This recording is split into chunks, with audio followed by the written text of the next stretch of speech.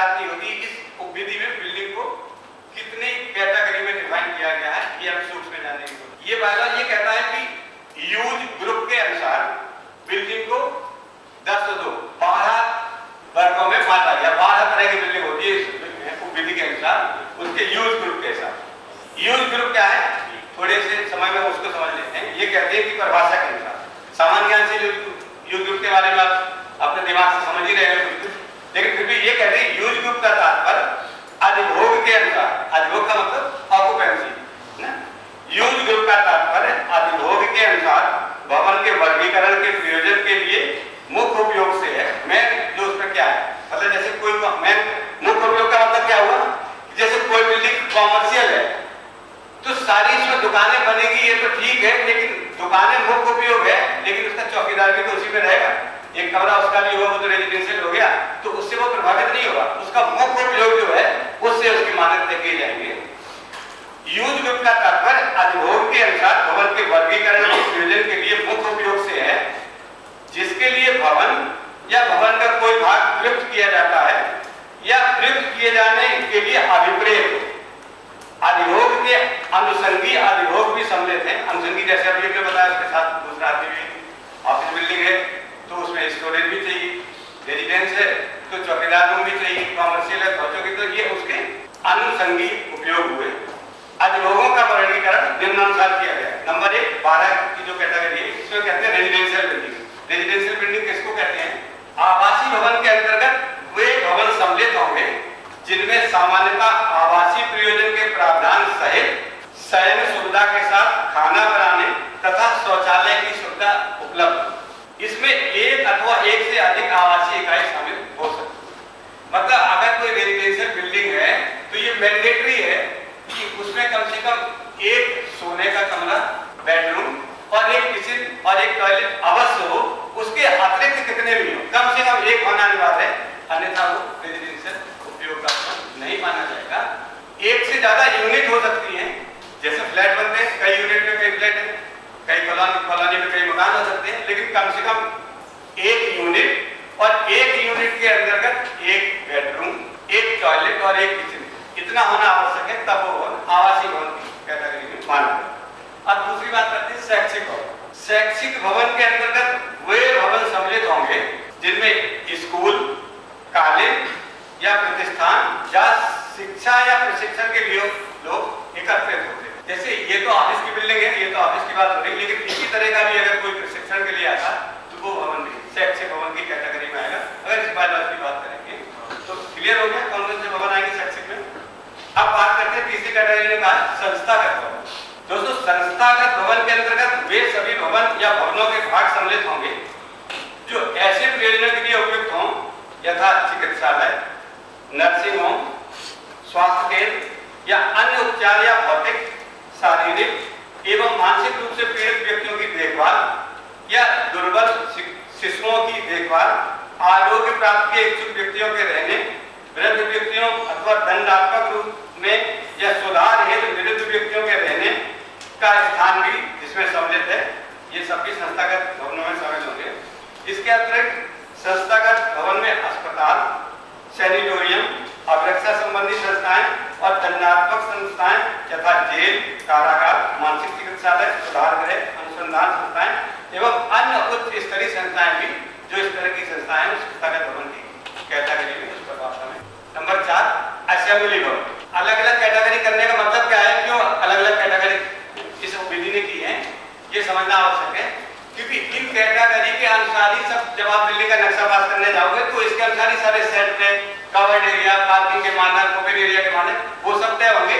तो कोई नक्शा आएगा तो पहले आपको कैटेगरी में जाना पड़ेगा कि किस कैटेगरी का भवन है, उसी कैटेगरी के चैप्टर को इस बिल्डिंग वाले में खोल के आपको उसके मानक देखने पड़ेंगे, सेट के, कवर्ड एरिया के, पार्किंग के, तभी तो आप पास कर पाओगे। इसलिए कैटेगरी करनी आवश्यक है। चलिए बात करते हैं असेंबली भवन। इनका जो 4 नंबर है। असेंबली भवन के अंतर्गत वे भवन या भवन का भाग सम्मिलित होगा जो जन समुदाय के लिए आमोद प्रमोद, मनोरंजन, सामाजिक, धार्मिक, देशभक्ति, सिविल, ट्रैवल तथा तत्संबंधी प्रयोजनों के लिए प्रयुक्त होता हो। उदाहरण स्वरूप नाट्यशाला, छवि गृह, सामुदायिक भवन, प्रेक्षागृह, प्रदर्शनी भवन, पूजा स्थल, संग्रहालय, स्केटिंग, व्यायामशाला, नृत्य गृह, क्लब, यात्री स्टेशन, वायु, थल अथवा अन्य सार्वजनिक परिवहन सेवाओं के टर्मिनल, मनोरंजन पार्क, क्रीड़ा स्थल, इस तरह के जो भवन है वो असेंबली भवन की कैटेगरी में शामिल होंगे पायलट के अंतर्गत। उसी प्रावधानों को देखना। अब आया 5वां नंबर वाणिज्यिक भवन का या कॉमर्शियल बिल्डिंग का।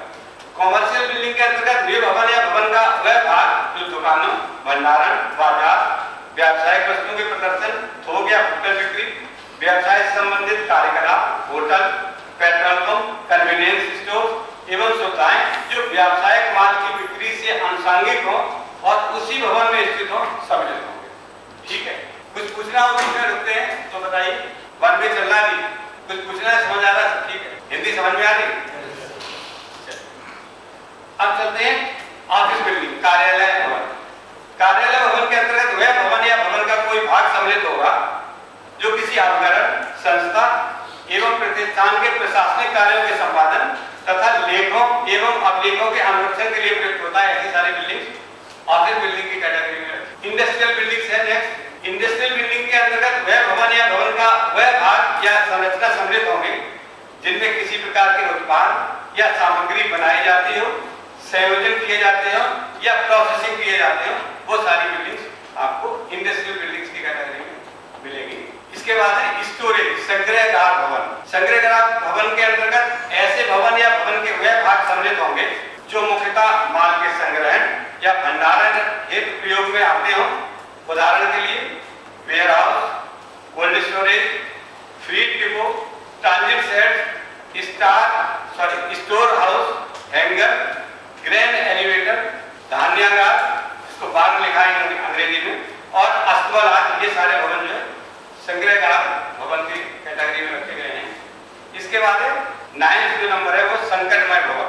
संकटमय भवन के अंतर्गत वे भवन या भवन के वह भाग सम्मिलित होंगे जिनमें अत्यधिक ज्वलनशील या विस्फोटक सामग्री या उत्पाद का संग्रहण, वितरण, उत्पादन या प्रोसेसिंग का कार्य होता हो, या जो अत्यधिक ज्वलनशील हो, या जो ज्वलनशील भाप या विस्फोटक पैदा करता हो, या जो अत्यधिक कॉरोसिव, जहरीली या खतरनाक क्षार, तेजाब हो या अन्य द्रव पदार्थ, रासायनिक पदार्थ जिसमें ज्वाला भाप पैदा होती हो, विस्फोटक, जहरीले, इरिटेंट या कॉरोसिव गैसें पैदा होती हो, या जिनमें धूल के विस्फोटक मिश्रण पैदा करने वाली सामग्री, या जिनके परिणाम स्वरूप ठोस पदार्थ छोटे छोटे कणों में विभाजित हो जाता हो और जिनके तत्काल ज्वलनशील प्रक्रिया प्रारंभ हो जाती हो के संग्रहण, वितरण या प्रोसेसिंग के लिए जो भवन प्रयुक्त किए जाते हैं वो सारे संकटमय भवन किए जाते हैं। इन संकटमय भवनों की नक्शा पास करने के लिए आपको जिलाधिकारी से भी अनुमति लेनी पड़ती है। जैसे इसको आगे जैसे कि पटाखा बनाने वाली फैक्ट्री है ना, या इसी तरह बारूद से बनने वाले कोई और काम है, स्टोरेज है, उनको चाहे प्रोसेसिंग है चाहे मिक्सिंग है, उन सब के लिए संकटमय भवनों के लिए जिलाधिकारी से अनुमति लेनी आवश्यक है। अब 10th है ग्रुप हाउसिंग बिल्डिंग्स, बहुमंजिले भवन के अंतर्गत समूह या बहुमंजिले भवन जिन्हें प्रत्येक तल पर एक या एक से अधिक स्वतंत्र आवासीय इकाइयां जैसे फ्लैट बने जो मल्टी स्टोरेज बिल्डिंग है, फ्लैट की बात हो रही है, तथा जिनमें भूमि एवं सेवाओं, खुले स्थल व आवागमन के रास्ते की भागीदारी एवं सह अस्तित्व सम्मिलित हो। मतलब क्या ग्रुप हाउसिंग बिल्डिंग्स का जो परिभाषा है कि एक से ज्यादा इकाइयां हो, लेकिन जो कॉमन स्पेसेस है, इकाई को सब ऑनर्स की अलग अलग हो जाएगी, जब रजिस्ट्री हो जाएगी, लेकिन जो कॉमन स्पेसेस हैं वो सबके उपयोग के लिए होंगे, सम्मिलित उपयोग में रखे जाएंगे। ऐसे भवन जो है वो ग्रुप हाउसिंग या समूह आवास की कैटेगरी में रखे गए हैं बिल्डिंग वालों में। इनके मानक पार्किंग के सर्टिफिकेट सबसे अलग अलग हैं, क्योंकि आप लोग कंस्ट्रक्शन का काम भी देखेंगे, कुछ लोग नक्शा पास भी करेंगे, कुछ दोनों काम करेंगे, कुछ इन्फोर्समेंट का काम भी देखेंगे। तो चाहे इन्फोर्समेंट का हो चाहे नक्शे पास करने का हो, ये बिल्डिंग वाले आपके हर समय काम में आने वाला है। अब लास्ट और 12th कैटेगरी है वो है मल्टीप्लेक्स भवन। मल्टीप्लेक्स का तात्पर्य ऐसे भवन परिसर से है जो न्यूनतम 2 सिनेमा हॉल के साथ वाणिज्यिक, मतलब उस बिल्डिंग में कम से कम 2 सिनेमा हॉल होने आवश्यक है, 2 स्क्रीन होने आवश्यक है। एक स्क्रीन वाला मल्टीप्लेक्स भी नहीं आएगा, है ना। मल्टीप्लेक्स का तात्पर्य ऐसे भवन परिसर से जो न्यूनतम 2 सिनेमा हॉल के साथ साथ कॉमर्शियल, सांस्कृतिक एवं मनोरंजनात्मक गतिविधियों के प्रयोजन के लिए अभिप्रेत हो। ऐसे सारे भवन मल्टीप्लेक्स भवन की कैटेगरी में